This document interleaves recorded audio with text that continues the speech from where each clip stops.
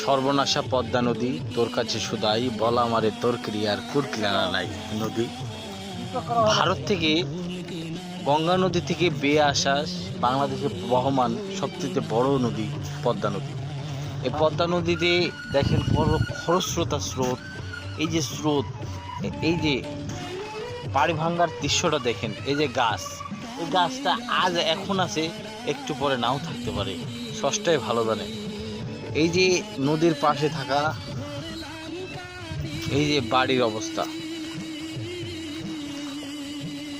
এই যে এখানে বাড়ি ছিল, মানুষ ছিল, পশু গরু ছাগল, কিন্তু আজ এই খরস্রোতা, এই পদ্মা নদীর কারণে, সর্বনাশা পদ্মা নদীর কারণে মানুষগুলোর ঘর বাড়ি ছাড়া।